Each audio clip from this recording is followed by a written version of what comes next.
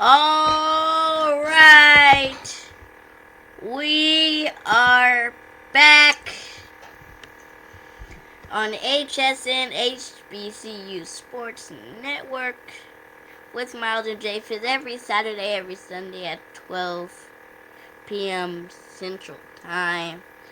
So make sure y'all keep tuning in. Thank y'all. Yesterday's video was a good one. I really like talking about it. This is episode 2. So um I'm welcome back to HSN Sports Center, right here on HSN HBC Sports Network. I'm your host Miles. Today we're gonna get into another big show for y'all, talking about HBC football teams to watch, and of course the Labor Day Classic. Let's get right back into it. Continue where we left off yesterday. That's gonna be where we are. We're gonna continue from where we are left off. Hey, let's start with HBCU football. Hey, the season is getting closer every day, every day. It's already Sunday. Already. I can't believe that. School's about to start, football's about to start, everything's about to start kicking off. That's when a lot of things start to get interesting. We can make predictions all day. We can talk about which teams look good on paper. But once the games get started, none of that matters. You have to perform. And that's what I'm watching this season. What teams are actually gonna, live up to that hype? You know?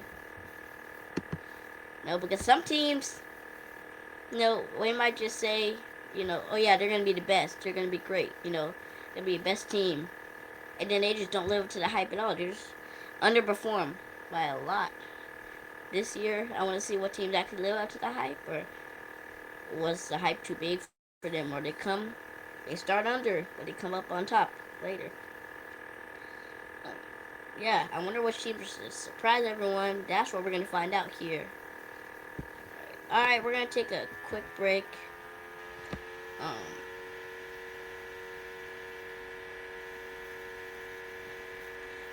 we're gonna take a quick break. When we come back, we're gonna talk.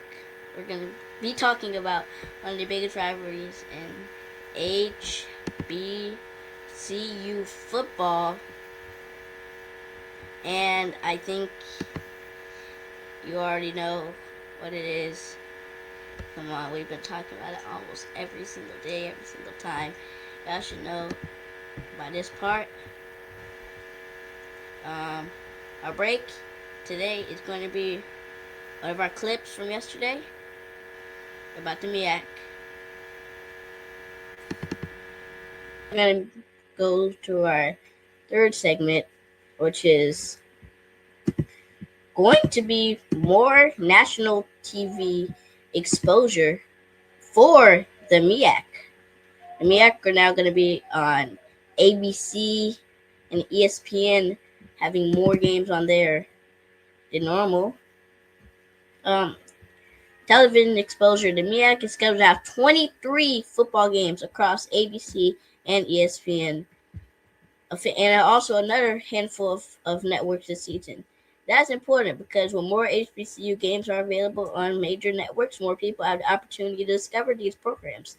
Someone who's never watched an HBCU football game could turn on ESPN, see a rivalry, see the atmosphere, see the bands, see the fans, see the players, and all of a sudden become an HBCU football fan.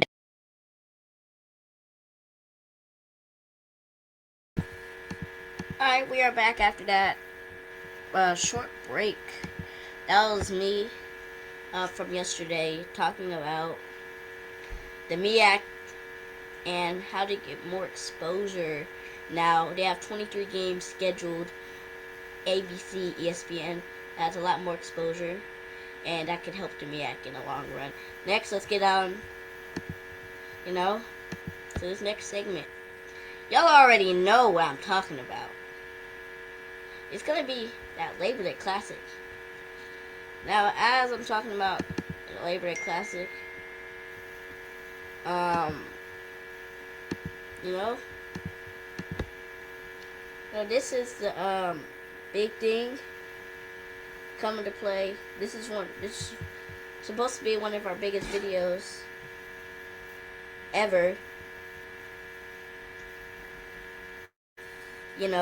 Sorry, I was just texting Japhis right now. I think he actually is going to get on. He was out doing something right now. Didn't see him on yesterday. He can hop on right quick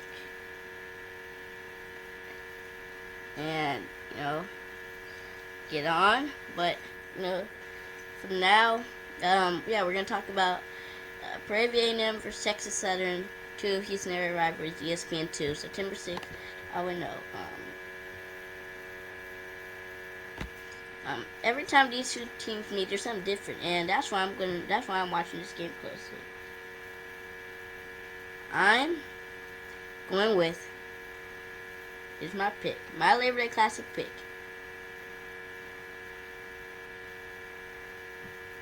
So here's my question: who wins? Personally, I'm going with a Texas Southern. Here's why Texas Southern, I think, could win this. Last time they were at the Panthers' house, they won. So hopefully, maybe they could get another win here. If my prediction's wrong, it's wrong. So don't come flame me all because I'm wrong. But that's my predictions.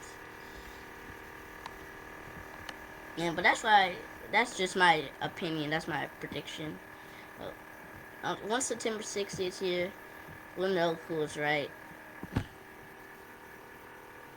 Alright, let's move on. We got another topic to talk about. Let's get this ad from HBCU Sports Lab, and maybe try to get Japhis hooked up for the second segment of this nice Sunday. So if I can find it. I think it's this one. Yep, here we go.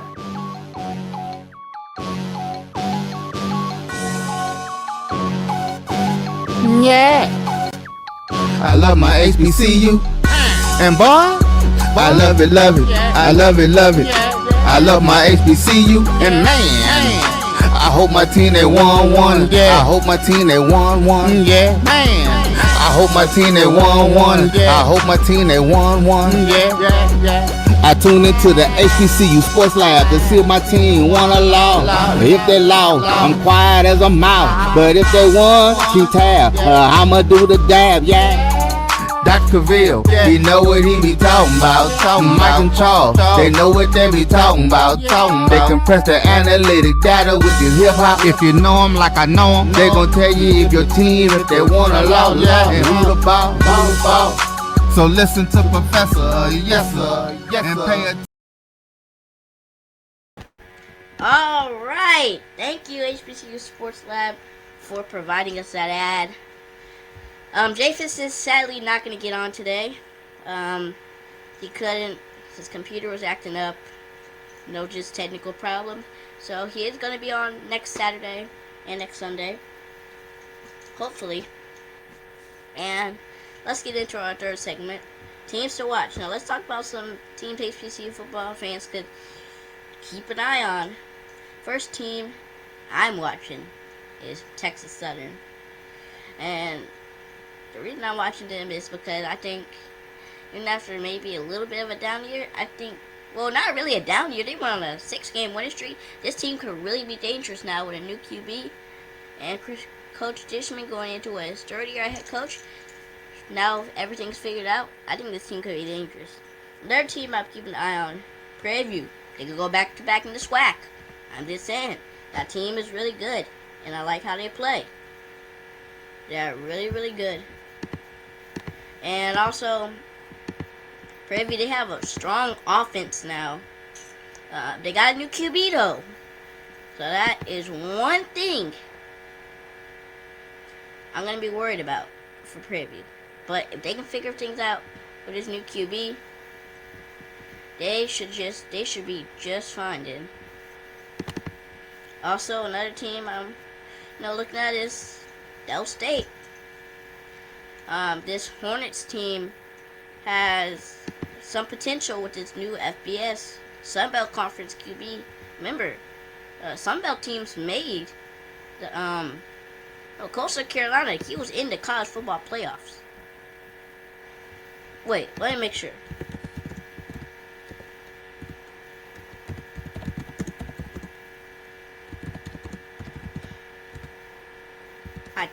they were.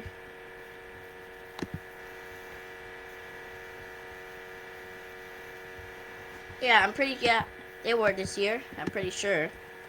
But as I'm looking this up, yeah, that's the team to look out for in the long run because that team could really be scary. You just don't know. That's one team I'm looking out for. And one team that could actually make a really long run. Yeah, Coastal. No, Tulane. Okay. Yeah, it was Tulane. Sorry, Tulane that was in the tournament. Yeah, sorry for that long go. But yeah, I think this Coastal Carolina was pretty good though. Yeah, I'm watching out Sunbelt Conference QB. I think they could really do anything. I think he could really do some damage. I'm gonna pull up something. As I was talking about yesterday, gonna pull up a clip from yesterday. It was gonna be me talking about adding their QB and what that could impact their team. Makes a move. Now let's talk about Delaware State. Delaware State recently added former Coastal Carolina quarterback Samari Coiler. And whenever a team brings in a quarterback with experience at FBS level, that's something worth watching. Quarterback is one of the most important positions on the field. One player can completely change the way offense, which is true. A quarterback can change the offense operate. So I wonder. So now the question becomes: I wonder what this QB, how Del State will change from last season to this season. Can Samari Coiler help Delaware State make a run this season? Yes, that is exactly the question. Can the addition of a new QB help this Delaware State team make a run in the MEAC? I'm not sure because remember in the MEAC there's no championship game. It's only the number one seed, so they have to have a good season. Samari Coiler, hey, let's see what you got. Alright. That's one of the most exciting things about the new season. Going into segment 4. The last segment is our hot takes. Alright, it's time for HSN hot takes. Here's my hot take. I think that Mississippi Valley State could be a contender this year. That's a hot take. I think if they can put the pieces together, they have the team. They can put the pieces together. This could be a really good team right here. I'm telling you, from my perspective, Valley is a really good team. I know some people are probably gonna disagree, and that's okay. That's what sports are about. Everyone has an opinion, but I'm sticking with mine. We'll see what actually happens when the game starts. Well, that's gonna do it for this episode already, man. So quick, around 15 minutes. Make sure you subscribe to HSN, the HBCU Sports Network. We've got more HBCU football coming. We've got the Labor Day Classic coming, and we've got basketball, baseball, and more. And we're all just getting started. I'm your host, Miles McGinty, and this is Hsn Sports Center. A new era begins. Now, just gonna let you know, this is just a quick thing I gotta pull up right quick. I'm gonna show y'all, if y'all haven't, looked at the thumbnails or anything, or y'all just click, I need y'all to make sure y'all know every Saturday and Sunday at 12 p.m. Central, we have our video scheduled, and when it becomes 12 p.m. Central time, 1 p.m. Eastern, 11 Mountain, 10 Pacific, yeah, just come to our channel, look at the video, it'll be published already, and we just thank y'all for the support y'all been giving us. We're looking to expand our channel more. At first we weren't really doing too much, but we were like posting, we didn't have a schedule, but now we got a schedule, full schedule, and I just want to say thank you Now we're gonna close out.